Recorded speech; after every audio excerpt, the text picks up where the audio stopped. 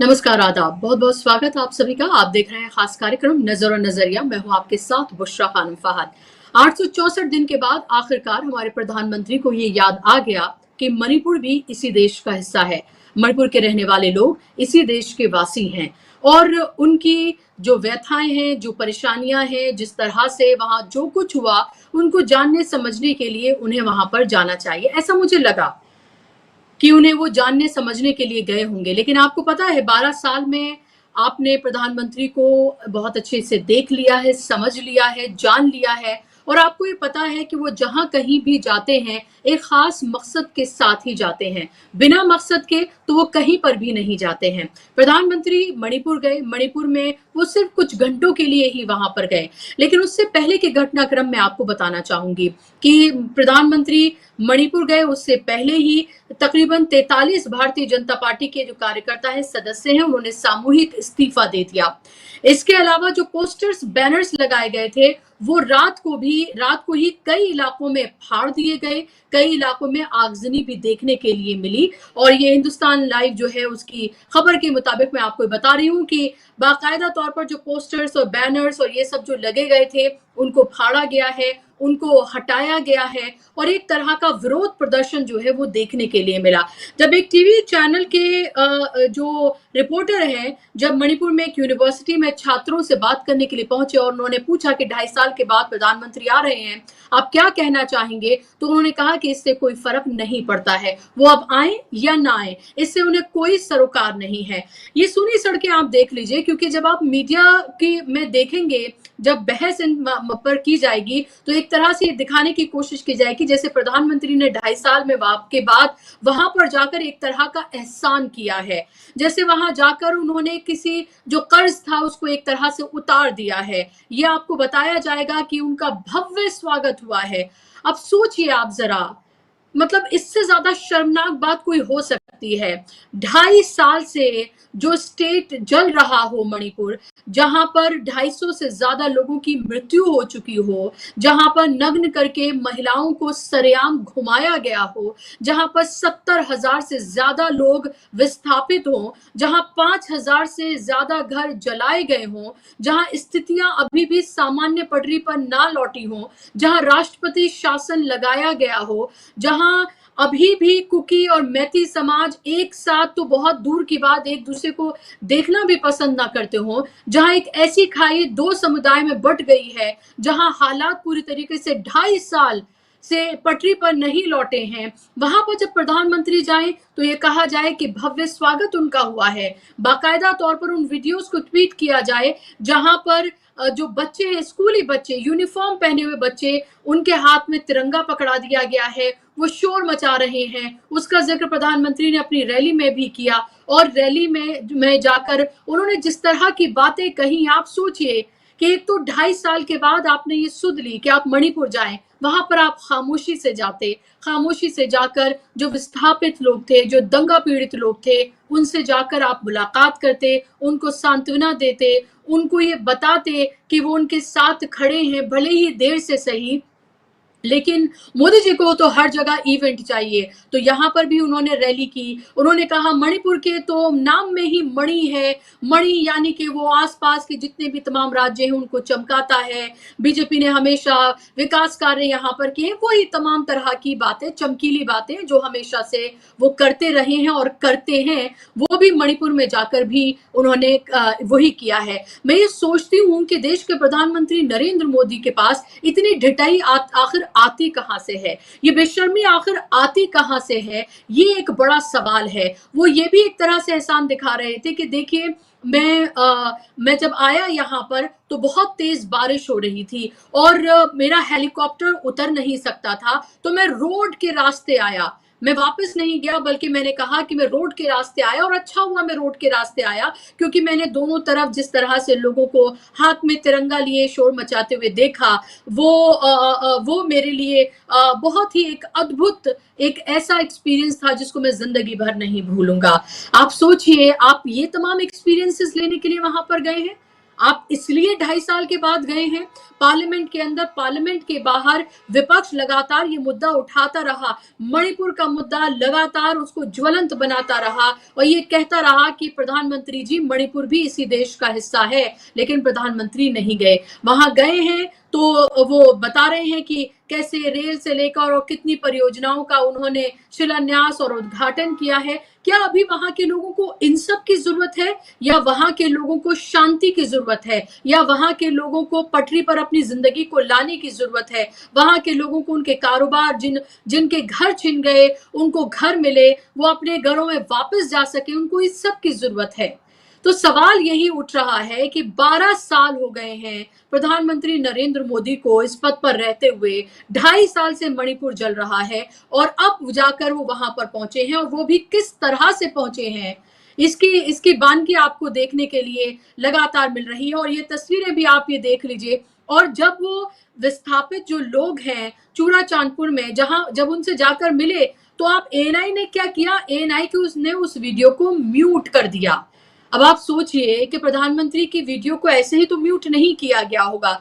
जाहिर सी बात है वहां अगर लोग होंगे, लोगों ने अपनी शिकायतें की होंगी, कुछ लोग रोते हुए भी उनसे मिले होंगे। इससे पहले मैं आपको याद दिला दूं, एक नहीं दो बार राहुल गांधी सबसे पहले जाने वाले नेताओं में से एक थे, राहुल गांधी, जिन्होंने वहां पर जो विस्थापित लोग थे उनसे मुलाकात की थी। उन्होंने कोई रैली नहीं की थी, कोई रोड शो नहीं किया था, सड़कों पर अपने स्वागत के लिए लोगों को खड़ा नहीं किया था, बल्कि जाकर लोगों का दुख दर्द उन्होंने साझा किया था। अब इसको लेकर मैं आपको ये बता दूं कि मल्लिकार्जुन खड़गे ने इसको लेकर ट्वीट किया है, अंग्रेजी में ये उनका ट्वीट है, और उन्होंने बहुत गंभीर सवाल उठाए हैं। उन्होंने लिखा है कि your 3-hour pit stop in Manipur is not compensation. It's farce, tokenism and grave insult to a wounded people.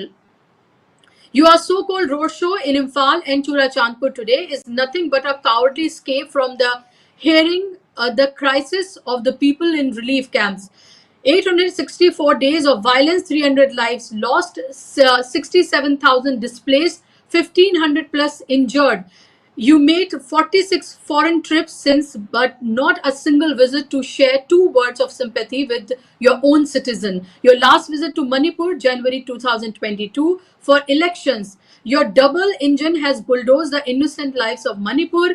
You and Home Minister Amit Shah gross incompetence and complacency is betraying all communities, was shielded from security by imposing president's rule in the state. Violence still continues. तो उन्होंने यहाँ पर ये सब कुछ लिखा है, और आखिर में उन्होंने लिखा है in the words of your own, where is your Raj Dharma?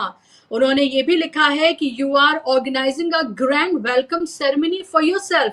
It is a cruel prick to the wounds of those still suffering because of your own abdication of basic constitutional responsibilities.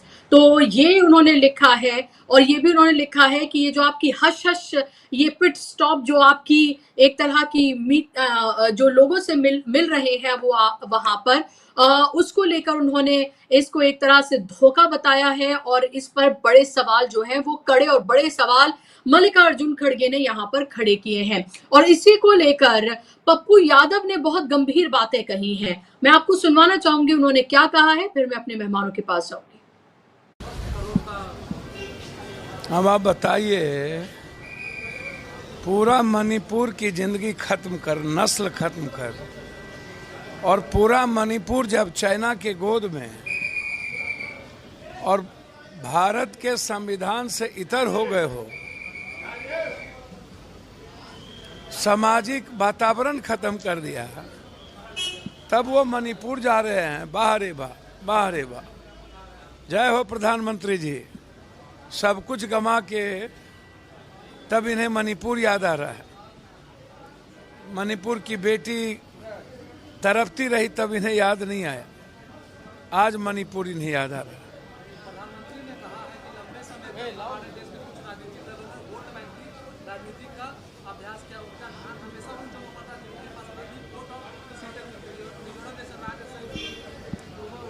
Sir, सबसे बड़ी बात यह है, प्रधानमंत्री जी पूरा का पूरा नागालैंड, मणिपुर, पूरा का पूरा अरुणाचल सब के सब जो नॉर्दर्न इलाका है वह अपने को इस देश से कटा हुआ है और आप इस्तेमाल करते हैं।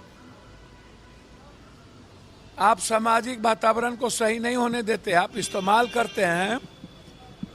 जब तक कांग्रेस रही नॉर्थ साउथ हिंदी पूरा देश एक रहा, और जब से आप आए पूरा देश का टुकड़ा टुकड़ा हो गया, आंतरिक झगड़ा बढ़ गया, इंटरनल लड़ाई आपके नफरत के कारण बढ़ी, आपके पॉलिसी के कारण पूरा का पूरा पड़ोसी देश और मुल्क चाइना के गोद में चला गया, चाहे नेपाल। फिर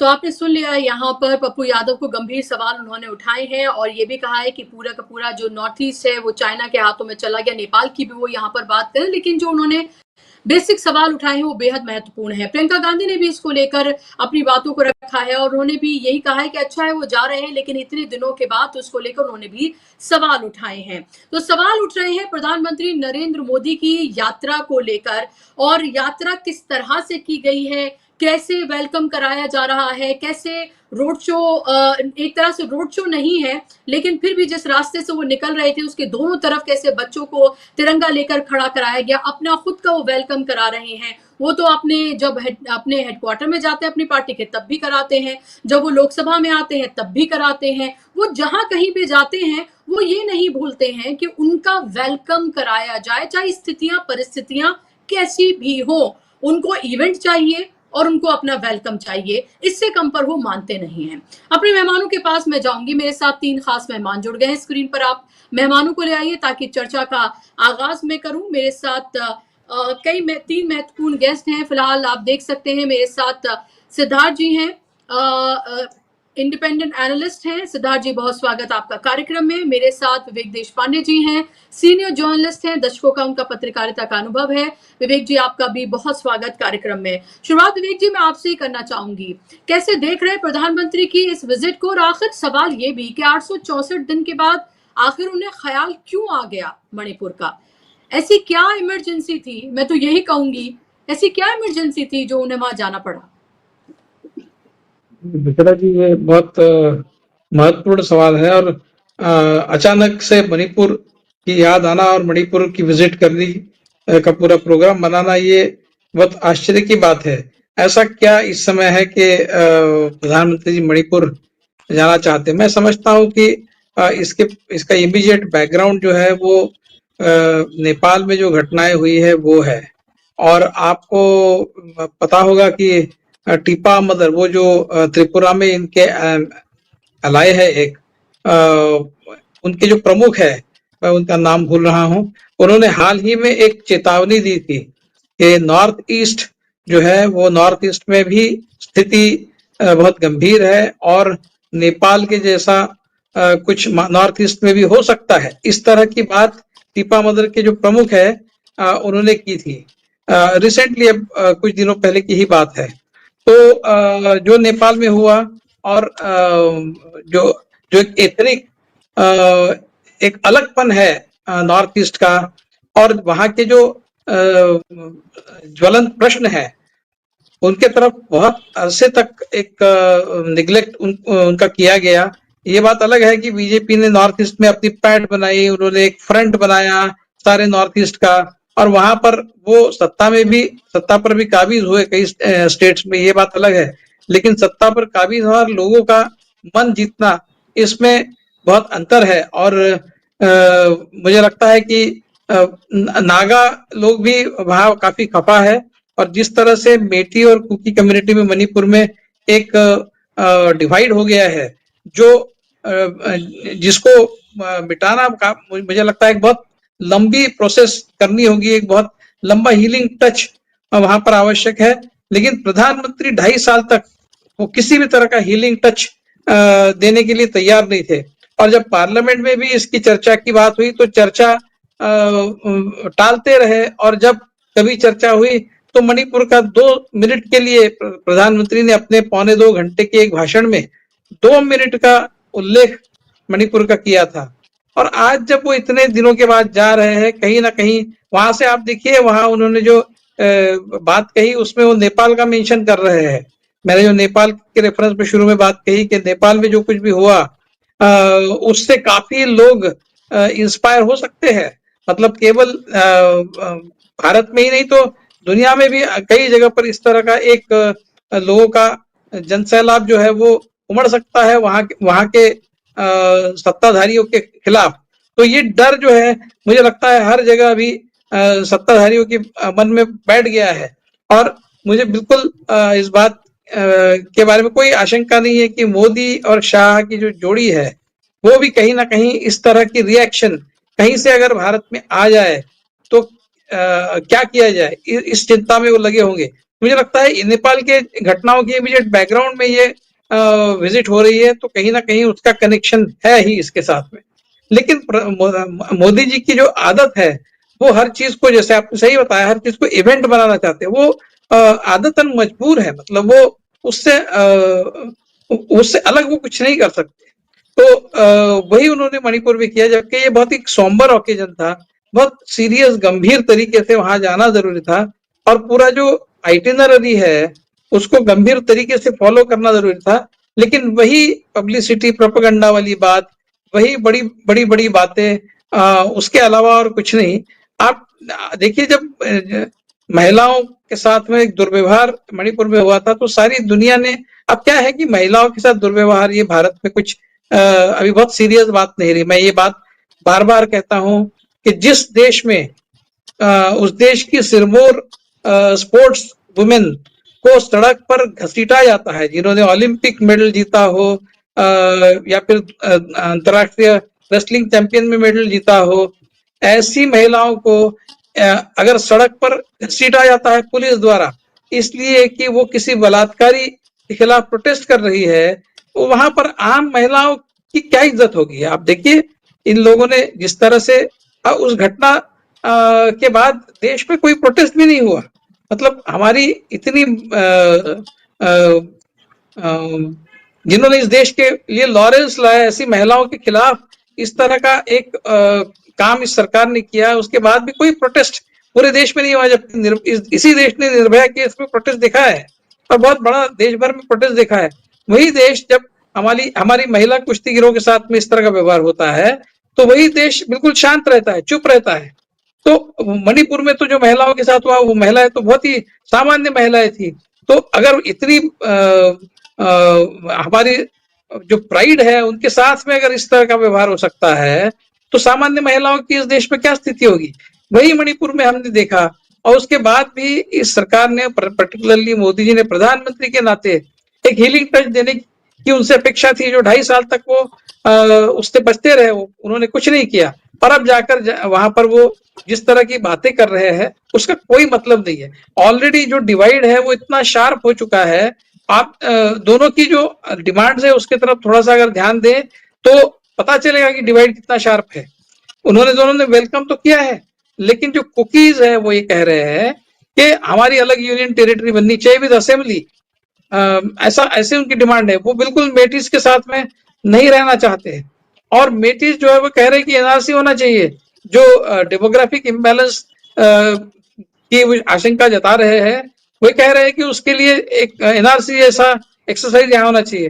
तो दोनों के बीच में मनमुटाव दो कम्युनिटीज के बीच में इतना ज्यादा हो गया है 2.5 साल में। अगर आप शुरू में ही इसका कुछ करते इलाज तो शायद दोनों कम्युनिटीज इतनी दूर नहीं जाती। आपने 2.5 साल का एक लंबा अवधि उस झगड़े के ऊपर से जाने दिया और स्थिति को आज इस मोड़ पर आपने ला के रखा है कि जहां पर एक अलग स्टेट की डिमांड हो रही है। और ये नॉर्थ ईस्ट है, समझ लीजिए, मतलब ये कल्चरली और एथनिकली जो बाकी भारत है उससे बहुत अलग है। तो उनकी डिमांड्स भी अलग है और उनकी अपेक्षाएं भी अलग है। उनके साथ में हमको एक अलग तरीके से डील करना बहुत जरूरी है और वहां पर हीलिंग टच की ज्यादा जरूरत है। लेकिन वहां पर हम उसको निग्लेक्ट करते हैं और कांग्रेस को बार बार ये बीजेपी वाले हमेशा ही ये कहते हैं कि कांग्रेस ने नॉर्थ ईस्ट को इग्नोर किया। बिल्कुल नॉर्थ ईस्ट को इग्नोर तो किया ही गया है, इसमें कोई दो राय नहीं है। लेकिन फिर आपने क्या किया है? इतने साल से आप सत्ता में हैं, क्यों इस तरह की स्थिति मणिपुर में बनी, उसका जवाब आपको देना होगा। तो मुझे लगता है कि ये सारा जो विजिट है ये मतलब पूरी स्थिति बिगड़ जाने के बाद और पॉइंट ऑफ नो रिटर्न आने जी के बाद आप वहां जा रहे हैं, उसका इवेंट कर रहे हैं, ये बिल्कुल भी मुझे लगता है कि किसी देश के प्राइम मिनिस्टर को शोभा देने वाली बात नहीं है। लेकिन वो मोदी जी है, वो अपने खुद के प्यार में इतने चूर है कि वो उसको किसी भी चीज को इवेंट करने से वो बचते नहीं है, इवेंट करते ही है। वो उन्होंने किया है। मैं समझता हूं कि इससे कुछ नहीं होगा। बीरेन्द्र सिंह जी सरकार जो थी उसको बहुत पहले डिसमिस करने की जरूरत थी। वो बिल्कुल पार्टीजन तरीके से मेटीज की तरफ से बात कर रहे थे, लेकिन उनको भी उन्होंने काफी अरसे तक उनको बनाए रखा अपने पद पर, और जब स्थिति हाथ से बाहर जाती हुई दिखाई दी तब जाकर उन्होंने गवर्नर रूल, प्रेसिडेंशियल रूल वहां पर लगाया है। ये सारी बातें जो दर्शाती है कि स्थिति को एक हद से बाहर खराब होने के बाद ही मोदी सरकार जो है उस स्थिति को अटेंड कर रही है, और उसका नतीजा मुझे नहीं लगता कि कुछ इसमें से बहुत खास एक नतीजा निकलेगा, और उससे एक हीलिंग टच जो चाहिए वो मणिपुर की जनता को मिलेगा। पुष्पा जी। जी, बिल्कुल। बहुत महत्वपूर्ण बातें आपने कही हैं, और जब मैं ये रैली देख रही थी प्रधानमंत्री की और उसमें बैठे लोगों को मैं जब देख रही थी, तो ऐसा लग रहा था कि ज़बरदस्ती उन्हें लाकर, जैसा होता ही है कि सरकारी आदेश होगा, ज़बरदस्ती उन्हें लाकर वहाँ पर बिठाया गया है, क्योंकि मोदी जी को तो वही आदत है ना कि जब वो पहुँचे, तो भारत माता की जय के नारे वो लगवाएँ, वहाँ पर लोग ज़ोर-ज़ोर से वो नारे जो हैं वो लगाएँ, मोदी, मोदी के नारे लगाएँ, हर बात पे उनकी तालियाँ बजाएँ। वैसा वहाँ पर कुछ नहीं हो रहा था।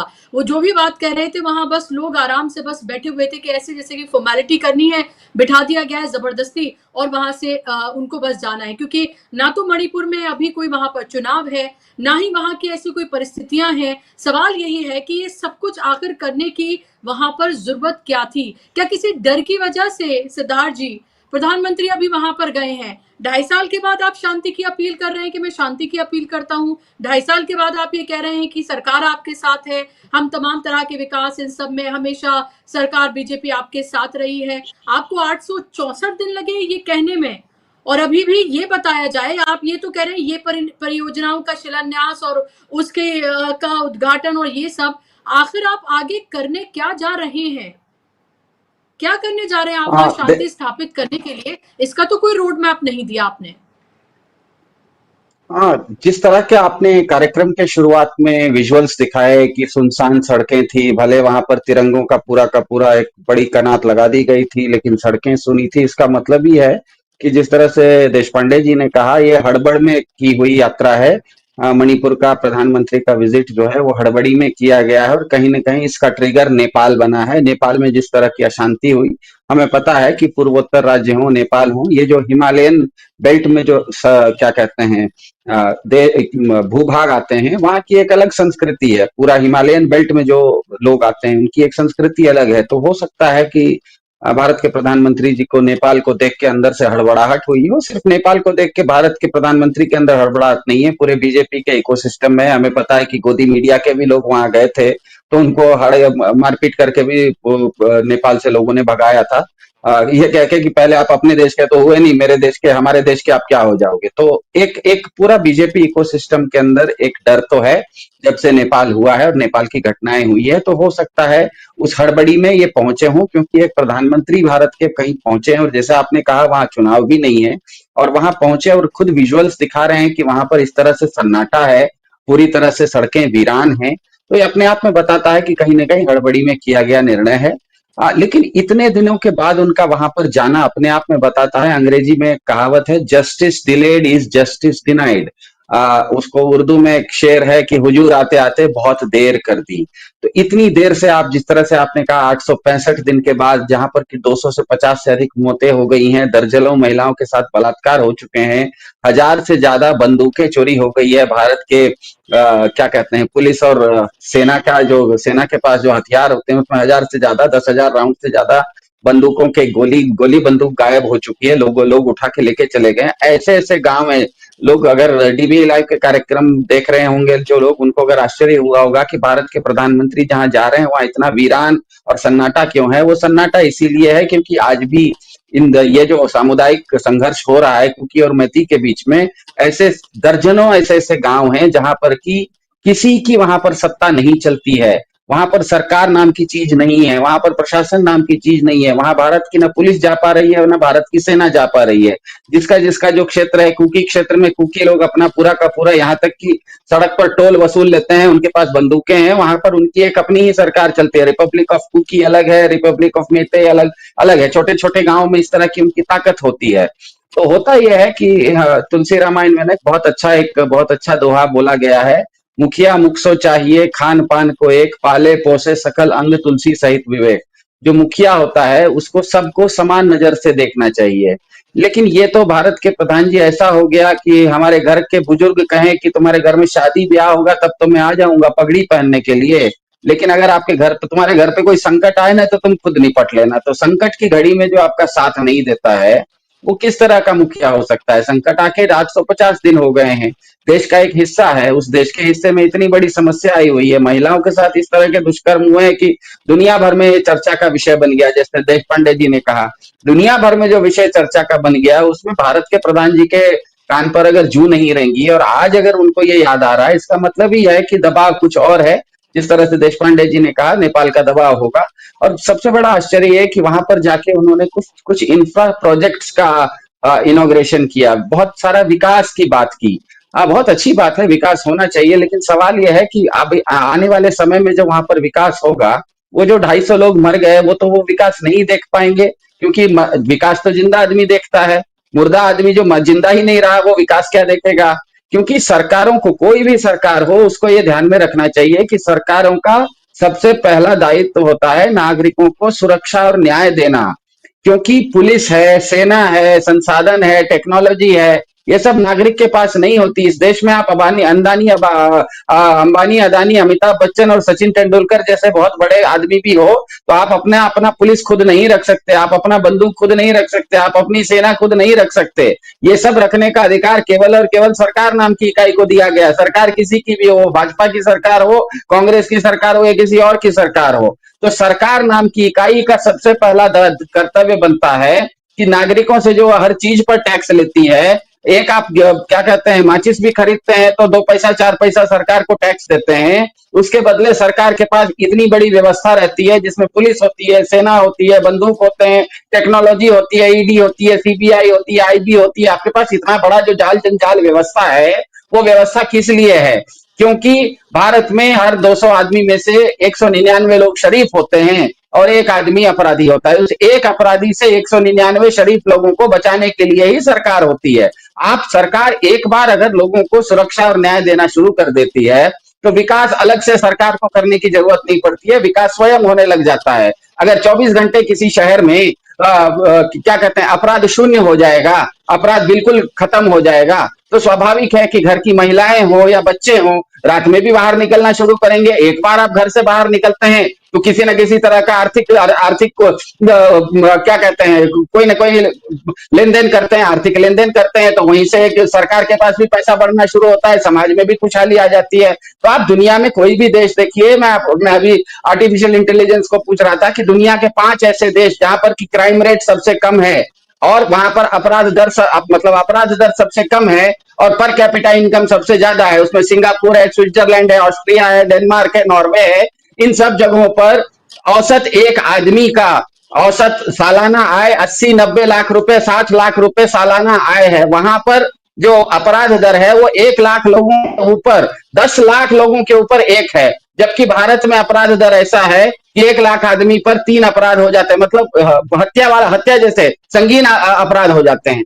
तो भारत की सरकार को यह समझना चाहिए, सरकार के नाम पर कोई भी सरकारें हो, राज्य सरकार भी कहीं हो सकती है, सबसे पहला सरकार का काम ही होता है नागरिकों को सुरक्षा देना। आप विकास की बात तो करते हैं लेकिन अगर सुरक्षा नहीं देंगे तो वो जो सुनसान सड़कें आप दिखा रहे हैं अपने क्या कहते हैं विजुअल्स में, उन सुनसान सड़कों पर क्या विकास हो सकता है? आप कभी एक दिन साल में एक बार या 863 दिन में एक बार प्रधानमंत्री जी आए और इसीलिए आपने वहां पर तिरंगा कनात बिछा दिया और वहां पर गाड़ियां घूम रही हैं और पूरा सन्नाटा है, दुकानें बंद है, लोग बाहर दिख नहीं रहे। आपके विजुअल्स में मैं देख रहा था, एक भी महिला को मैंने कहीं देखा नहीं। कुछ 2 व्हीलर्स जा रहे थे, कुछ लोग फुटपाथ पर खड़े थे, एक भी महिला को मैंने देखा नहीं। इसका मतलब क्या है कि मणिपुर में महिलाएं इतनी आज डरी हुई हैं कि वो सड़क पर दिन दहाड़े बाहर आने में डर रही हैं। तो सोचिए कि अगर किसी एक राज्य का आधा हिस्सा पॉपुलेशन मतलब आधी जनसंख्या घर से बाहर निकलने में डर रही हो, वो घर से बाहर नहीं निकलेगी, तो उस राज्य का आर्थिक विकास कैसे होगा? आधी जनसंख्या तो अंदर बैठी हुई है। जब तक कोई व्यक्ति घर से बाहर नहीं निकलता है, कोई काम नहीं करता है, तब तक आर्थिक विकास कैसे होगा? तो ये इसमें इसमें एक और बड़ा मजेदार एंगल है। वो एंगल में शायद आपको अगले सेगमेंट में बताऊंगा। इसमें एक बहुत जबरदस्त एंगल है, इसमें अदानी का भी एक एंगल आता है, क्योंकि सिलसिलेवार ये जो घटना घटी है यहाँ पर दो समुदाय के बीच में जो लड़ाई शुरू हुई है और अचानक वो लड़ाई 2023 में शुरू होकर बहुत बड़ा रूप ले ली, उसके पीछे जो ट्रिगर फैक्टर था उसमें अदानी भी था, लेकिन वो मैं अगले सेगमेंट में आपको बताऊंगा। मेरे ख्याल से डॉक्टर संदीप जी इस पर ज्यादा अच्छे से प्रकाश डाल पाएंगे। बिल्कुल, मैं आपके पास लौटूंगी सिद्धार्थ जी। डॉक्टर संदीप मेरे साथ जुड़े। संदीप जी, स्वागत है आपका। और सवाल कि ये प्रधानमंत्री, मेरी अभी भी थोड़ा सा मैं ये समझने की कोशिश कर रही हूँ, हालांकि विवेक जी ने बोला कि नेपाल इसकी एक वजह हो सकता है। सवाल ये है कि 864-65 दिन के बाद आप वहां पर गए हैं, जिस तरह से आप पूरा तामझाम कराकर वहां पर गए हैं, और खबरें ये, क्योंकि ब्रीफिंग तो होती है ना सारे मीडिया को, तो वहां पर आप ये बता रहे हैं कि कैसे भव्य स्वागत हुआ।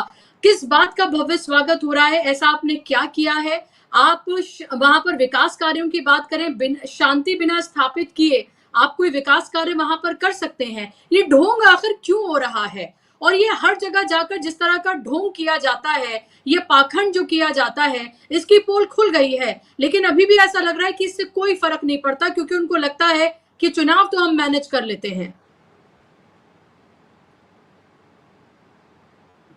जी खुसरो जी, ये जो आपका सवाल है बहुत ही रिलेवेंट है, और इसका जवाब भी एक लाइन में है कि ये मतलब पूरा पाखंड है। ये केवल प्रोपेगेंडा वाली सरकार है, और बस एक प्रोपेगेंडा चलता रहता है। वही प्रोपेगेंडा जो हिटलर ने जर्मनी में फैलाया, फर्स्ट वर्ल्ड वार हुआ, और जो एक ट्रीटी हुई थी कि उसमें जर्मनी के आत्मसम्मान को ठेस पहुंचाई, उसमें नेशनलिस्ट और कम्युनिस्ट जिम्मेदार हैं, और जो रोमा लोग रहते हैं वहाँ ये सब जिम्मेदार हैं, ये हमारी बदहाली के लिए जिम्मेदार हैं। प्रोपेगेंडा कर रहा था। और 32 में हिटलर जो है वो वहाँ 2 पद हुआ करते थे, एक चांसलर का, एक प्रेसिडेंट का, दोनों को मिला के फ्यूरर बन गया। और प्रोपेगेंडा एक्चुअली इतिहास गवाह रहा है, चाहे वो पोलपाट रहा हो कंबोडिया में, या फिर इदी अमीन रहा हो युगांडा में। ये सभी तनाशाह, ये इनका एक ही तरीका है। अब देखिए, जहाँ अनरेस्ट है उसको ये लोग बता रहे हैं कि सब कुछ बहुत बढ़िया है।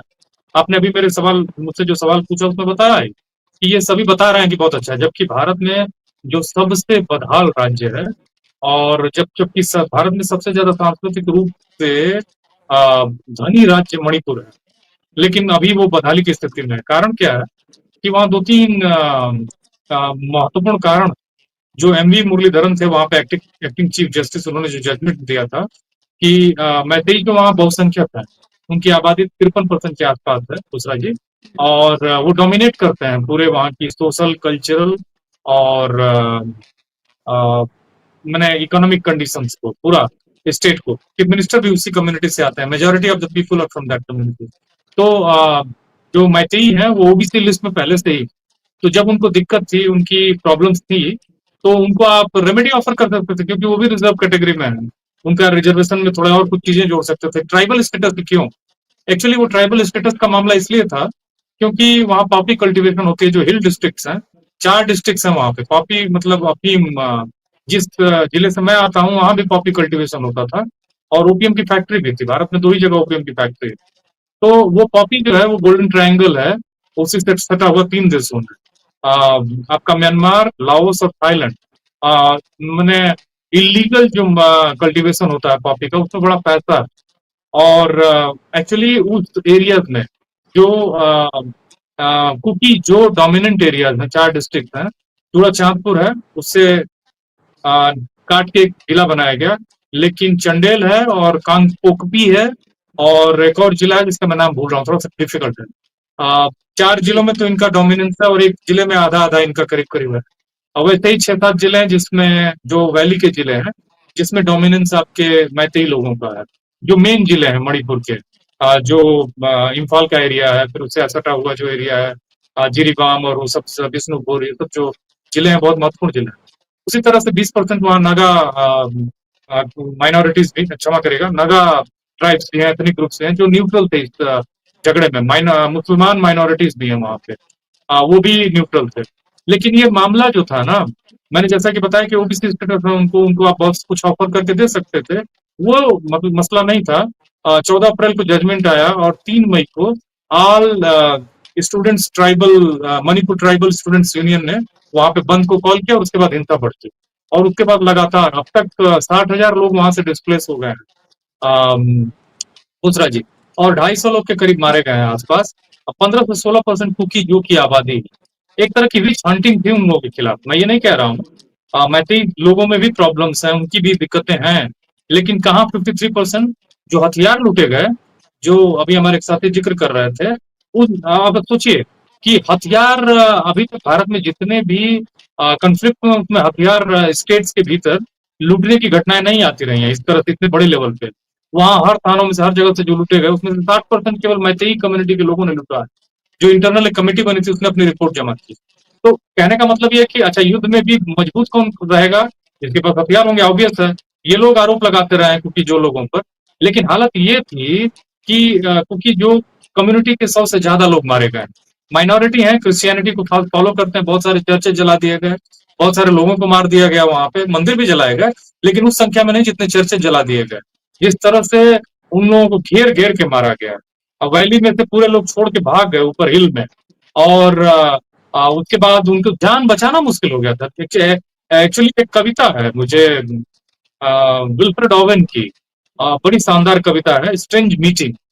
खैर स्ट्रेंज मीटिंग बड़ी शानदार कविता है वो विल्फ्रेड ओवेन की। उसी तरह से एक फिल्म है जिसको ऑस्कर भी मिला है, no man's land.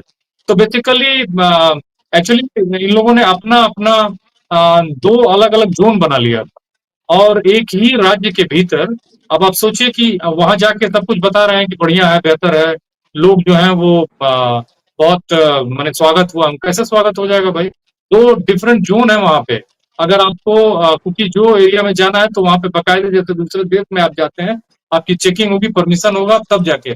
Even governor भी जो कॉन्फ्लिक्ट चल रहा था उसके दौरान जाते थे तो इसी तरह से जाते थे। तो कुल मिला के मामला ये है कि मणिपुर तो सारी अर्थव्यवस्था वहां की चौपट हो चुकी है, विश्वविद्यालयों के लड़कों की पढ़ाई बर्बाद हो चुकी है, स्कूलों की बर्बाद हो चुकी है। 2 से 3 साल तक अभी भी ट्रस्ट डेवलप नहीं हो पाया, उसकी कोई चिंता नहीं है, उस पर बात नहीं करते हैं। उन माँ की आंसुओं को भी पहुंच सकते थे, उनसे जाके मिल सकते थे, जो रेप की गई, मास रेप किया गया है और नग्न करके घुमाया गया। अब आप सोचिए कि उनकी कई पीढ़ियों तक वो जख्म रहेगा। कारण ये है कि वो जख्म खाली शरीर का नहीं है, वो मन का भी जख्म है। वो उसने तोड़ दिया है। जो संख्या में कम होते हैं, जहाँ मेजोरिटी का रूल होता है, वहां पूछिए कि जो माइनॉरिटी कास्ट के या कम्युनिटी के लोग होते हैं उनका क्या दर्द होता है, कितनी असुरक्षा में वो जीते हैं।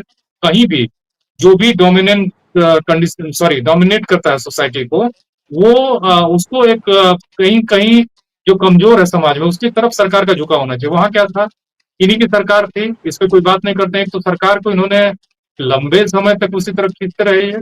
अंत में जब सब कुछ उनके खिलाफ आ गया तो उनको हटाया मजबूरी में। तो जो जो करना था कुछ किया नहीं और कहते हैं कि ग्रैंड स्वागत हुआ। रही बात नेपाल की, तो नेपाल से तो बहुत आगे जा चुका है नॉर्थ ईस्ट। वो कैसे भी उसको ये लोग दबा के रखे हुए हैं, बहुत सारी चीजें तो वहां की आती ही नहीं।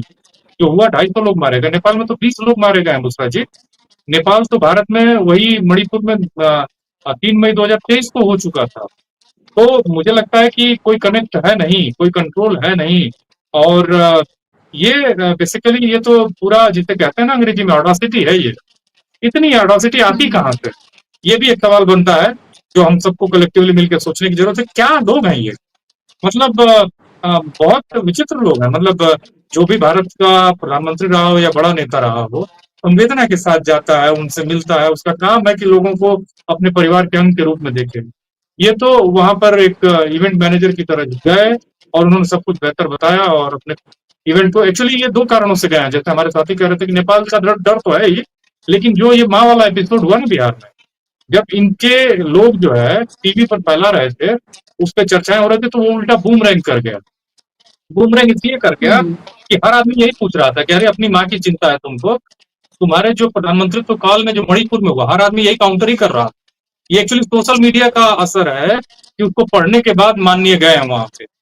क्योंकि इतना ज्यादा सवाल पूछा गया कि मणिपुर की माँ और बहनों को आपकी चिंता नहीं है, कि आपको चिंता नहीं, क्षमा करिएगा, आपको अपनी स्वर्गवासी माँ की तो चिंता होनी भी चाहिए, अच्छी बात है, लेकिन उनका क्या, जो जिंदा है, जिनकी लाशें नदियों में बह रही थी, जिनके जीवन पे अभी भी वो निशान पड़े हुए, शरीरों पे पड़े हुए, मन पे पड़े हुए, जिनके दिमाग पर मैंने जिनके अस्तित्व पर चोट मारी गई, उनका क्या इस कर्म की वजह से बिगाए? क्योंकि ये जो बिहार वाला इनका एक मूव था वो फेल कर गया, बूमरैंग कर गया। लोगों ने इतना उल्टे इनको ट्रोल किया, इनके लोगों को ट्रोल किया कि ये मजबूरी में भी गए, स्पेस सेविंग के लिए भी गए हैं, अदरवाइज नॉर्थ ईस्ट तो इस शासन में पूरा डिस्कनेक्टेड है। बिल्कुल। और ये हैं अलग अलग तरह की बातें, तीनों ही मेहमानों की तरफ से यहाँ सामने निकल कर आई हैं, लेकिन वही जो आपने वर्ड यूज किया है ऑडेसिटी, ये ऑडेसिटी इनके पास आती कहाँ से है विवेक जी? एक तरफ कहते हैं खून और पानी एक साथ नहीं बह सकता, और उसके कुछ ही दिन के बाद आप ये देखें कि भारत और पाकिस्तान की टीमें जो हैं वो एशिया कप में साथ में खेलेंगी। जो शहीद हुए हैं उनके परिवार वाले कह रहे हैं कि ये किस तरह की बेशर्मी है, और उस पर गोली मारो मंत्री जो है अनुराग ठाकुर, वो कह रहे हैं कि हम, ये हमारी मजबूरी है एक तरह से, वरना हमारी टीम पीछे रह जाएगी, हमारे हाथ में नहीं है। ये मणिपुर का ये किस्सा, ये तमाम चीजें हैं, और ऐसे दर्जनों एग्जाम्पल्स हैं जो यहाँ पर कोट किए जा सकते हैं, जो ये दिखाते हैं, और ये फिर वही सवाल उठाते हैं कि आखिर ये ढिठाई आती कहाँ से है? क्या इसलिए भी कि उनको लगता है कि कुछ भी हो, हमने तो एक ऐसा सेटअप तैयार कर लिया है, एजेंसीज हमारे पास हैं, न्यायपालिका से भी जिस तरह के हमें ऑर्डर्स देखने के लिए मिलते हैं, चुनाव आयोग जैसे उनके साथ बिल्कुल एकदम चट्टा बट्टा बनकर जो काम कर रहा है, क्या ये तमाम चीजें जो उन्होंने एक सेटअप अपना पूरा 12 साल में तैयार कर लिया है, उससे उन्हें लगता है कि अल्टीमेटली मैटर तो करता है चुनाव में जीत और हार, वो तो हमने मैनेज कर ली है। तो कहते रहिए आपको जो कहना है। जी मिश्रा जी, ये ऑडेसिटी आती कहाँ से है? तो ये पूरा जो इनका आइडियोलॉजिकल बैकग्राउंड है वहां से वो आती है, और वो आइडियोलॉजी है वो इस बात में विश्वास करती है कि मीन्स जो है वो उनका कोई महत्व नहीं है, एंड महत्वपूर्ण है। और मीन्स चाहे कोई भी रहे, आप कितना भी बुरा रास्ता अपनाइए, लेकिन हमको जहां जिस गंतव्य पर पहुंचना है वहां जाने के लिए कोई भी रास्ता गलत नहीं है, चाहे वो कितना भी खराब रहे। तो ये कुछ भी कर सकते हैं, जो इनको हासिल करना है उसके लिए ये किसी भी तरह के माध्यम का इस्तेमाल कर सकते हैं, और उसमें से ही ये आइडियोलॉजिकल ये जो इनका बैकग्राउंड है उसी से ये ढिठाई आती है, उसी से ये ऑडेसिटी आती है। लेकिन जैसे मैंने पहले चरण में कहा कि जब कुछ इस तरह की घटनाएं हमारे इर्द गिर्द होती हो, जहां पर लोगों का जो प्रक्षोभ है वो सड़क पर उतर कर आ जाए, और भागने की जगह न मिले, जान बचाने के लिए समय न मिले, इस तरह की स्थिति जब कहीं आसपास के हमारे अगल बगल के देशों में बनती है, तो हमारे भी जो राजनेता है, जो राज्य करता है, उनके ऊपर भी उसका प्रेशर आता है।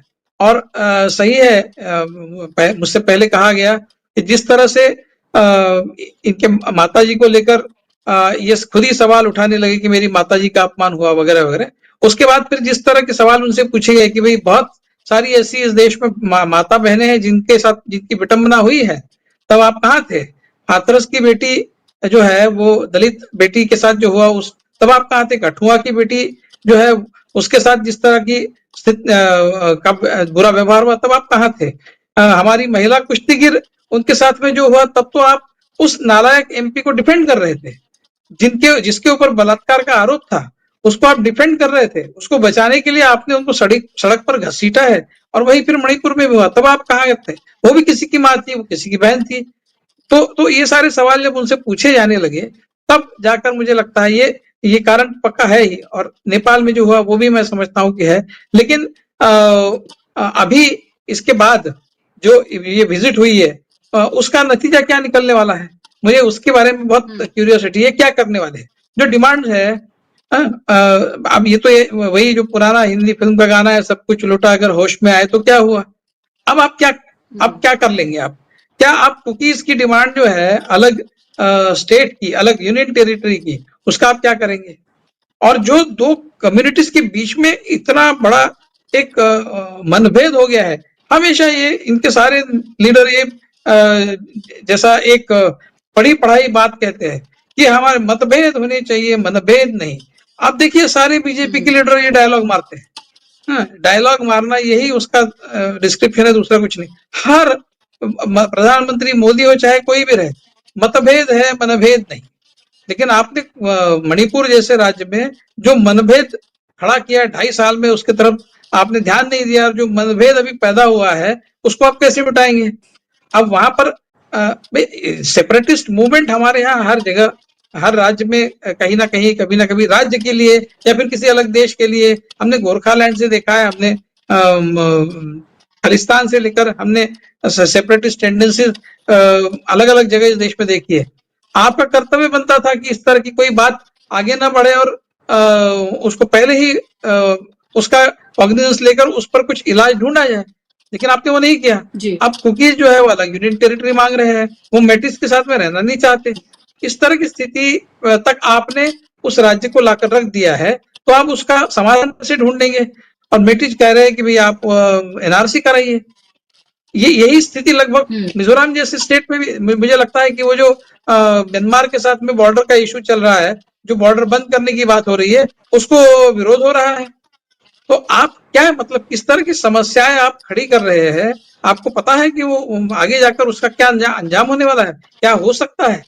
चलो ठीक है, आप तो हो सकता है कि आपकी सरकार अगले चुनाव में न रहे, कोई दूसरी सरकार आ जाए, उसके लिए आप समस्या खड़ी करके चले जाएंगे, लेकिन वो उसका समाधान तो नहीं निकलेगा, क्योंकि उस समय तक पानी बहुत बह चुका होगा और उस समय तक स्थिति इतनी बुरी हो चुकी होगी कि वो बियॉन्ड रिपेयर अगर चला जाए तो फिर उसके लिए जिम्मेदार कौन होगा? तो ये और उसके बाद भी आप इवेंट करते हैं उस चीज का, ये बहुत बहुत खतरनाक है। मतलब ये इसको क्या कहेंगे? इसको डिस्क्राइब करने के लिए मेरे पास शब्द नहीं है। आप हर चीज का इवेंट बनाते हैं, क्यों नहीं आपने सीरियस नोट पर ये पूरा मामला लिया? तो मोदी जी जो है वो आदतों से बाज नहीं आएंगे। वो मोदी है, मोदी ही रहेंगे। जो अपनी माता जी को अलग रखते हैं अपने से, वो प्रधानमंत्री के घर में नहीं रखते, इसीलिए कि प्रधानमंत्री के घर में अगर वो रखते तो वो जो इवेंट साल में 2-3 बार होता है वो नहीं कर सकते थे। तो उस इवेंट के लिए, उस पब्लिसिटी के मामले के लिए अगर और उसके ऊपर कांग्रेस ने वीडियो बनाया जो गलत है, नहीं बनाना चाहिए था, लेकिन अगर बनाया तो आप फिर कांग्रेस को गाली देते थे। तो ये सारी जो चीजें हैं, मुझे लगता है कहीं ना कहीं लोगों के मन में घर कर गई है और इसका विस्फोट हो सकता है आज नहीं कल, कल नहीं परसों, कभी ना कभी होगा। ये मत समझिए कि आप कुछ भी कर लेंगे और वो सारी बातें जो है वो लोग सह लेंगे और आपके साथ कुछ नहीं होगा, आपके साथ न्याय नहीं होगा। मुझे लगता है आज नहीं कल आपके साथ न्याय होगा। किस तरीके से होगा इसका अंदाजा आप लगा नहीं सकते। हो सकता है चुनाव में हो या फिर सड़कों पर हो, क्या भरोसा है? इस बात का ध्यान सिर्फ मोदी सरकार ने नहीं, हर सरकार ने रखना चाहिए, हर देश के सरकार ने रखना चाहिए। और अगर न रखे तो क्या होता है, इसका उदाहरण नेपाल, बांग्लादेश और श्रीलंका ने प्रस्तुत किया है। जी मुकुल विवेक जी, आप सही कह रहे हैं। और वहां भी शायद उन सरकारों को भी अंदाजा ये नहीं रहा होगा कि उनकी तानाशाही, उनकी पॉलिसीज, उनका रवैया चंद पूंजीपतियों के लिए, उनके किए गए जो फेवर्स हैं या उनके लिए सरकार चलती है, उनको भी नहीं अंदाजा होगा कि ऐसा दिन भी आएगा। खासतौर पे नेपाल में तो जिस तरह से जेनजीज ने वो सड़कों पर उतरे हैं, यंग जो है वो सड़कों पर उतरे हैं, वो साफ तौर पर देखा। और इस बीच एक बड़ी खबर है, मैं जल्दी से दर्शकों के सामने रख दूं कि वक्फ संशोधन कानून पर जो याचिकाएं लगी हुई थी, उन पर सोमवार को अंतरिम फैसला सुप्रीम कोर्ट सुनाने जा रहा है। अब ये बहुत महत्वपूर्ण खबर है इस लिहाज से भी क्योंकि आने वाले वक्त में बिहार में भी चुनाव है और ऐसे में सुप्रीम कोर्ट क्या फैसला करता है, क्या फैसला सुनाता है, उसका सीधा असर पूरे देश पर तो पड़ेगा ही, पूरे देश के मुसलमानों पर, प्रॉपर्टी, इन सबको लेकर तो पड़ेगा ही, लेकिन आने वाले वक्त में बिहार, पश्चिम बंगाल, इन जगहों पर जो चुनाव है जहां पर बड़ी तादाद में मुस्लिम पॉपुलेशन है, वहां पर भी पड़ने वाला है। तो इंटरेस्टिंग होगा सोमवार को ये देखना। लेकिन आ रही हूँ सिद्धार्थ जी और टॉपिक पे मैं लौट रही हूँ। आप कह रहे थे, बड़ा इंटरेस्टिंग, आपके पास कुछ पॉइंट है कि इसका कहीं ना कहीं जो कनेक्शन है वो अडानी जी से भी जुड़ा हुआ है। संक्षेप में आपके पास और फिर मैं लास्ट में आ रही हूँ संदीप जी आपके पास संक्षेप में। जी, होता यह है कि हम लोग जैसे उत्तर भारत में मैदानी इलाका है, तो मैदानी इलाके की संस्कृति अलग होती है और अगर आप पहाड़ी इलाकों में हैं या जंगल में रहते हैं तो आपकी संस्कृति अलग होती है। इसीलिए उसको शेड्यूल्ड ट्राइब कहा जाता है, जनजाति, अनुसूचित जनजाति कहा जाता है। और भारत के कानून में, पंचायत राज एक्ट में जनजातियों के लिए 1996 के बाद पेशा करके एक अलग कानून है, जिसके तहत वहां के अगर आप कोई स्थानीय जनजाति है तो वहां का जंगल जमीन पर हक स्थानीयोों का होता है। कोई बाहर की सरकार आके, केंद्र सरकार या राज्य सरकार भी आके किसी जनजाति के जंगल जमीन पर हक नहीं जता सकती, ऐसा कानून है। ये तो कानून है एक जगह पर। आप ध्यान में रखिएगा, ये जो कुकी और मेइतेई मणिपुर के हैं, ये भी एक तरह की जनजाति है। तो हुआ ये कि 2020 में, मतलब कोविड खत्म अभी नहीं हुआ था, कोविड चल ही रहा था। कोविड चलते समय 2020 में भारत सरकार ने एक आत्मनिर्भर भारत के तहत एक नया स्कीम लाया। उसका नाम था oil palm mission for north east. Oil palm mission for north east. इसके तहत नॉर्थ ईस्ट का मतलब पूर्वोत्तर राज्य के 66,000 हेक्टेयर जमीन को पाम ऑयल के लिए रखा गया कि यहाँ पर पाम ऑयल उगाया जाएगा। अब दूसरी तरफ ध्यान में रखिएगा कि भारत में, आपके घर में भी, हर आदमी के घर में जो तेल उपयोग होता है, आप तेल उठा के देखिए, ज्यादातर तेल अडानी का आता है। और अगर आप किसी भी तरह का आइसक्रीम खाते हैं या पैक्ड फूड खाते हैं, वो चिप्स हो, वेफर्स हो, नमकीन हो, आप उठा के देखिए, उस पर पीछे इंग्रेडिएंट्स में लिखा रहेगा पाम ऑयल। तो अडानी का पाम और मतलब तेल, खाने के तेल की 17 रिफाइनरियां भारत में है। भारत में सबसे ज्यादा खाने का तेल उत्पादक सबसे बड़ा अडानी है, उसकी 17 रिफाइनरियां हैं। तो 2020 में जब भारत सरकार ने आत्मनिर्भर भारत के तहत 66,000 हेक्टेयर जमीन नॉर्थ ईस्ट की दे दी कि यहां पर पाम ऑयल उगेगा, उसके 4 महीने के बाद मार्च 2021 में अडानी और विलमार नाम की कंपनी ने एक नई कंपनी बनाई। और ये विलमार वो कंपनी है जो कि चीन में सबसे ज्यादा खाने के वस्तुओं का उत्पादन करती है। ये विलमार नाम की कंपनी जो है, इसका मालिक हांगकांग में रहता है और इसका सबसे बड़ा व्यापार होता है चीन में। तो अडानी और विलमार मिलकर एक नई कंपनी बनाते हैं। एक तरफ वो कंपनी बनाते हैं और 2 महीने के अंदर मणिपुर के उस समय के जो मुख्यमंत्री थे, उन्होंने वो जो 66,000 हेक्टेयर जमीन की घोषणा आत्मनिर्भर भारत के तहत दिल्ली में हुई थी, वो 66,000 एकड़ जमीन, 66,000 हेक्टेयर जमीन को मणिपुर में वो कहां कहां होगी ये चिन्हित कर दिया। ये जो चिन्हित किया, इसमें मेती के स्थान, मेती की जमीन भी थी और इसमें कोकी की भी जमीन भी थी। जबकि परंपरागत रूप से ये लोग जनजाति हैं, इनकी जमीन कोई भी सरकार जबरदस्ती ले नहीं सकती, क्योंकि ये लोग जो अभी भी जिस तरह की खेती करते हैं उसको जूम खेती कहा जाता है। एक साल वो यहाँ खेती करते हैं, दूसरे साल कहीं दूसरे जगह खेती करते हैं, तीसरे साल फिर आप उसी जमीन पर आ जाते हैं। इनकी एक अपनी परंपरा है। तो और सबसे मजेदार बात यह है कि उसके 1 साल के बाद में 2022 में ये अडानी विलमार नाम की जो नई कंपनी बनी थी, इसको एशिया का सबसे ज्यादा मुनाफा कमाने वाली आईपीओ के रूप में घोषित किया गया कि ये आईपीओ 200% आपको रिटर्न दे रही है, 200% प्रॉफिट दे रही है करके 2022 में हो गया। मतलब 2022 आते आते 2020 तक सब कुछ शांत था। मेती कुकई के कोई के हो सकता है उनकी कोई पारंपरिक विषय भिन्नताएं थी, लेकिन कहीं हिंसा नहीं थी। 2020 में सबसे पहले जमीन दिल्ली से बताई जाती है। 2021 में मणिपुर उस जमीन को, मेती और कुकी की जमीन को चिन्हित करता है। 2021 में ही चाइना की कंपनी के साथ अडानी एक कंपनी बनाते हैं। 2022 में वो कंपनी दुनिया, एशिया की सबसे क्या कहते हैं, लाभकारी कंपनी के रूप में घोषित होती है। और इसी के साथ 2023 में मणिपुर जल उठता है। और जैसे ही मणिपुर जल उठा, जनरल नरवणे जो कि भारत की चीफ ऑफ डिफेंस स्टाफ थे, उन्होंने तक कह दिया जो 2023 में कि इस तरह की घटनाएं जब भारत में होने लगेंगी तो इस तरह के जो क्या कहते हैं अनरेस्ट होगा, इस तरह के इंसर्जेंट ग्रुप्स को चाइना भी मदद कर रहा है। तो आप सोचिए कि एक शांत इलाका था, वहां पर कुछ नहीं था। हो सकता है उनकी कोई पारंपरिक एक दूसरे के साथ कोई भिन्नताएं थी, वो हिंसक रूप नहीं लिया था। भारत सरकार ने अडानी के लिए एक पाम ऑयल का 66,000 हेक्टेयर जमीन देने के चक्कर में आपने एक शांत जगह पर आपने सुलगा दिया। तो यही बात है। आप वहां पर क्या कहते हैं, मणिपुर में जाके देखिए, लोगों का ये बहुत बड़ा, वहां के स्थानीय लोगों का कहना है कि हमारी एक अपनी परंपरा है, ये लोग बाहर से कंपनियों को ला रहे हैं, हमारे जमीनों को हड़प रहे हैं। तो आप अगर जमीनों को हड़प रहे हैं, जो कि कानूनतः आप हड़प नहीं सकते। उनकी जनजातीय जमीनों को, जल जंगल जमीन उनकी स्थानीय पारंपरिक चीज होती है, उस पर उनका हक होता है।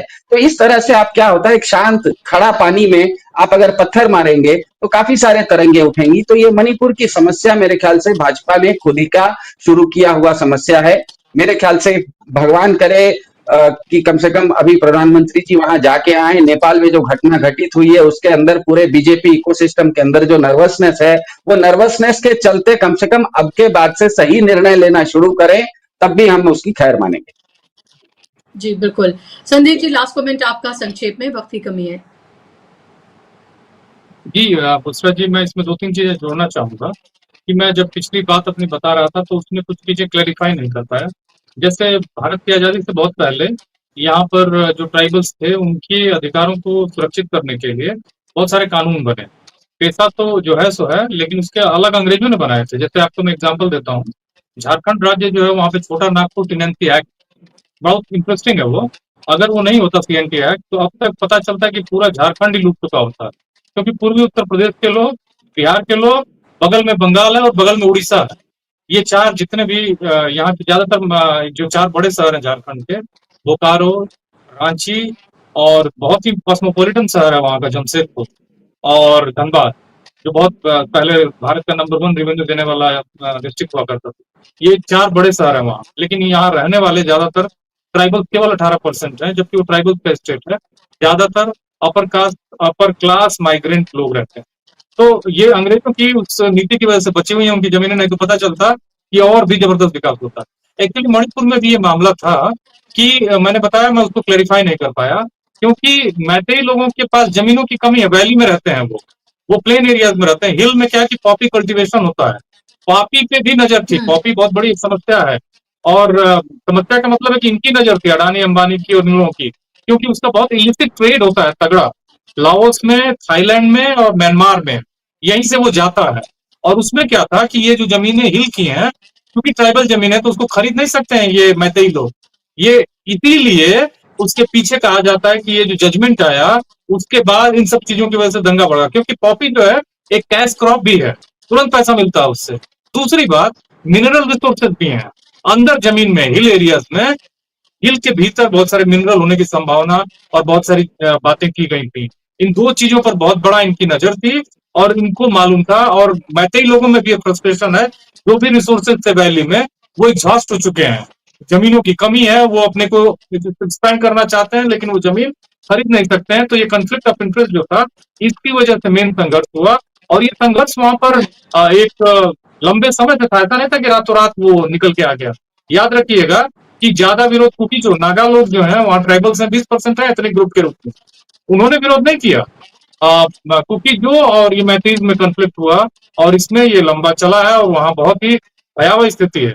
और एक्चुअली ये सब वो कारण है। अब बहुत विस्तार से जाने में बहुत दिक्कतें आएंगी, लेकिन ये पूरा याद रखिएगा बुसरा जी, ये पूरा क्रिएट किया गया है और रिसोर्सेज के लूट के लिए।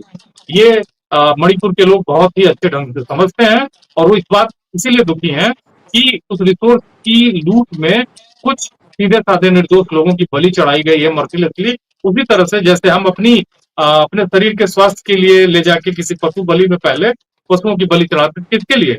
अपनी वेलबींग के लिए।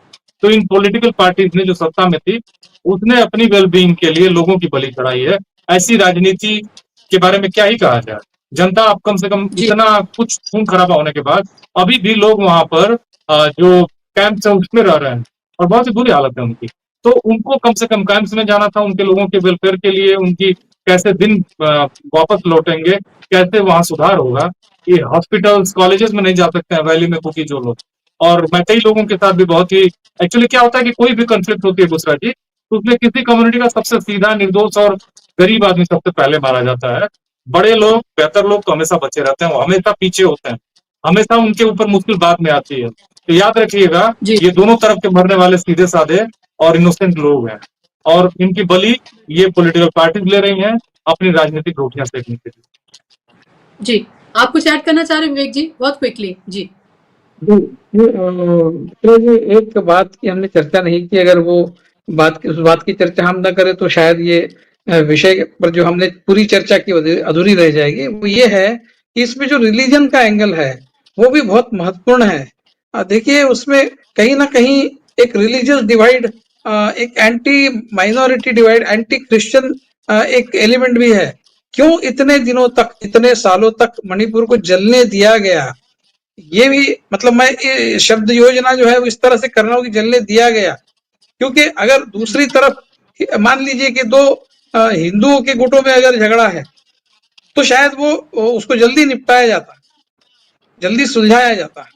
मतलब समझ लीजिए कि महाराष्ट्र का मुद्दा है और Vidarbha versus rest of Maharashtra है, विदर्भ अलग राज्य चाहता है, हाँ है तो दोनों मराठी ही, लेकिन वो विदर्भ अलग राज्य चाहता, तो उसमें उस समस्या को बहुत जल्दी अटेंड कर लिया जाता। लेकिन यहाँ पर जो कुकीज है वो ज्यादातर क्रिश्चियन है और 200-250 के करीब चर्चेस जलाए गए। चर्चेस जलाए जाने का क्या कारण है? उसमें अगर रिलीजन का एंगल नहीं है तो फिर आप चर्च क्यों जला रहे हैं? मंदिर भी जलाए गए वहां पर, लेकिन उनकी संख्या बहुत बहुत कम है। जिसकी जितनी ताकत होगी वो उतना ज्यादा डैमेज करेगा दूसरी पार्टी को, दूसरी साइड को, तो वो हमने देखा है। तो ये होने दिया गया है क्या? इस तरह का सवाल किसी के भी मन में पैदा हो, ये इस तरह से इस सरकार ने इसको दुर्लक्षित किया है। क्यों इतने दिन तक चलने दिया? ताकि कुकीज जो है, जो ज्यादातर क्रिश्चियंस है, उनको कोई सबक सिखाना कोई चाहता है क्या? इस तरह की कोई बात है वहां पर? अदरवाइज तो आप इसको इतना लंबा नहीं खींचने देते। तो ये भी एक एंगल है। इस विषय की चर्चा पूरी अगर करनी है तो मुझे लगता है इस एंगल से भी उसको देखना बहुत जरूरी है। बुशरा जी। बिल्कुल जी, जाहिर सी बात है और आपने महत्वपूर्ण बात कही है कि इसे इस तरह से देखना जरूरी है और इसको पूरी तरीके से कंप्लीटली ना तो उसको डिनाई किया जा सकता है, बल्कि ये शायद इस सारी कॉन्वर्सेशन का सबसे इम्पोर्टेंट पॉइंट है, क्योंकि जिस सरकार की हम बात कर रहे हैं और जिस तरह की उसकी आइडियोलॉजी है, वो बिना बांटे, बिना इस तरह से डिवाइड किए तो कभी कुछ करती ही नहीं। दूसरा जी, ये पूरा स्टेट स्पॉन्सर्ड था, ये कॉन्फ्लिक्ट भी स्टेट स्पॉन्सर्ड था। जैसे मैंने बताया आपको ना कि पूरी एक्चुअली जो मशीनरी थी उसमें डोमिनेट मैतेईज कर रहे थे। जो हथियारों की लूट हुई इसमें 60 से 70% हथियार। अच्छा, हथियारों की लूट क्या ऐसे ही हो जाती है? करवाई गई। करवा के किनको मरवाया गया? आप समझिए इस बात को। तो ये पहले तो आप स्टेट स्पॉन्सर्ड कॉन्फ्लिक्ट करते हो, मरवाते हो लोगों को, फिर जाके घड़ियाली आंसू बहाते हो। तो पूरी स्टोरी साफ है। मैंने बताया ना कि ये पूरा ऑटोसिटी का मामला है। 15-16% आबादी है बुसरा जी, फिर कुकी जो की 4-5 लाख के आसपास, उनकी आबादी 15 लाख है। क्या वो लड़ सकते हैं उनसे? 3 गुना ज्यादा। बिल्कुल बिल्कुल सही बात आप कह रहे हैं। बहुत सारे पॉइंट हैं जिन पर और बात करना जरूरी है, लेकिन वक्त की कमी है। कार्यक्रम को यहाँ समाप्त में करूंगी। बहुत बहुत शुक्रिया विवेक जी, सिद्धार्थ जी और संदीप जी, कार्यक्रम का हिस्सा बनने के लिए, समय देने के लिए बहुत बहुत धन्यवाद। शुक्रिया आप तमाम दर्शकों का भी। नमस्कार।